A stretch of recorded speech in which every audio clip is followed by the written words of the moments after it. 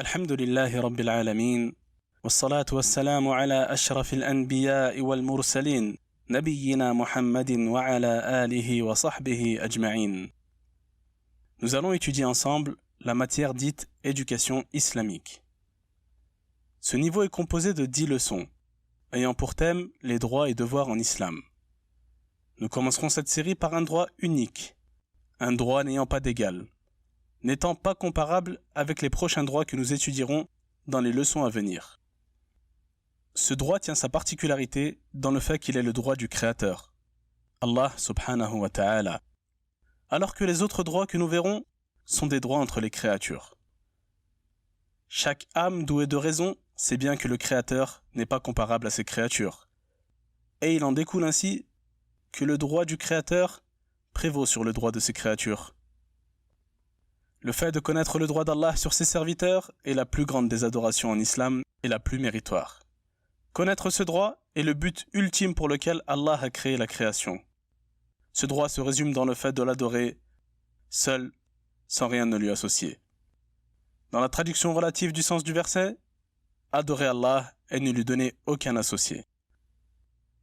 Dans un autre verset, selon la traduction relative du sens, ô homme, adorez votre Seigneur qui vous a créé, vous et ceux qui vous ont précédés. Ainsi atteindrez-vous la piété. C'est lui qui vous a fait la terre pour lit et le ciel pour toi, qui précipite la pluie du ciel et par elle fait surgir toutes sortes de fruits pour vous nourrir. Ne lui cherchez donc point d'égaux, alors que vous savez tout cela.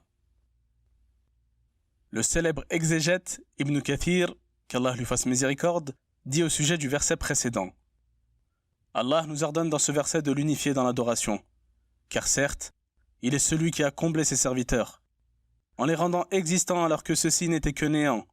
Puis, il leur octroya de ses bienfaits, qu'ils soient apparents ou cachés. Il est le Créateur, celui qui donne la subsistance, le détenteur de la terre et ceux qui l'habitent.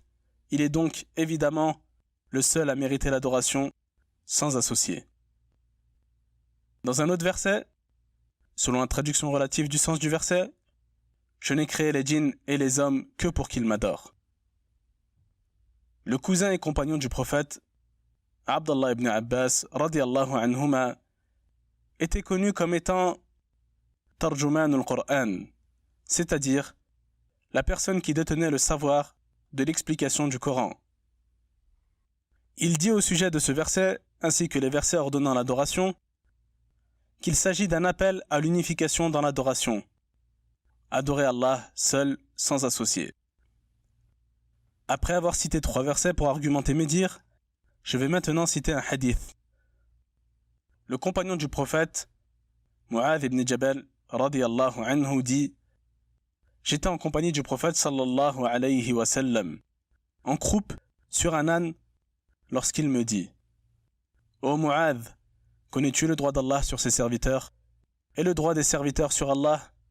Mu'adh répondit: Allah et son messager sont plus savants.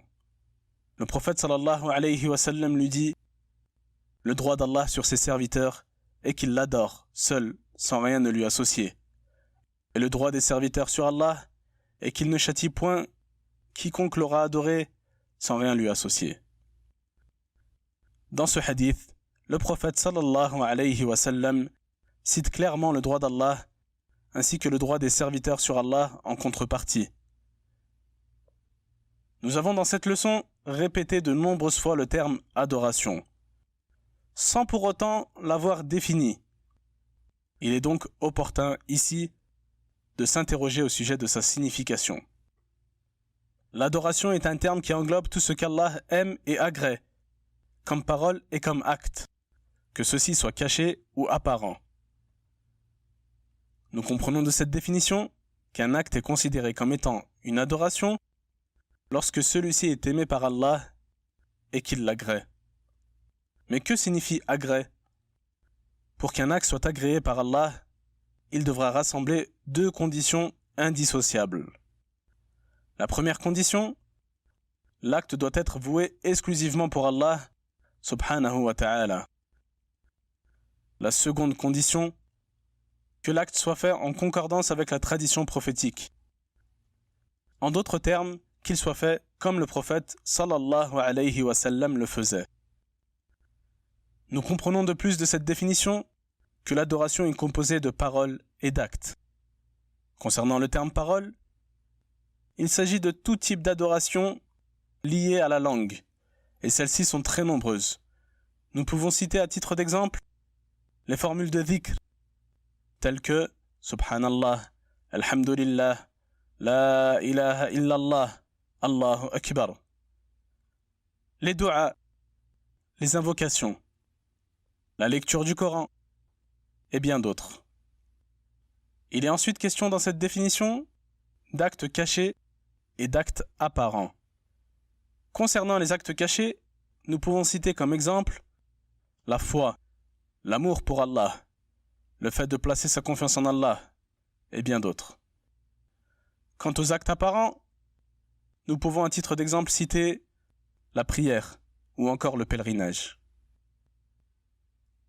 Étant donné l'importance des droits d'Allah et des nombreux points cités, cette leçon sera présentée en 2 parties.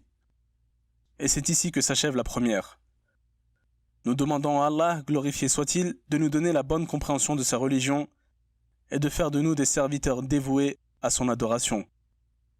Sans plus attendre, testez vos connaissances liées à cette leçon via notre quiz.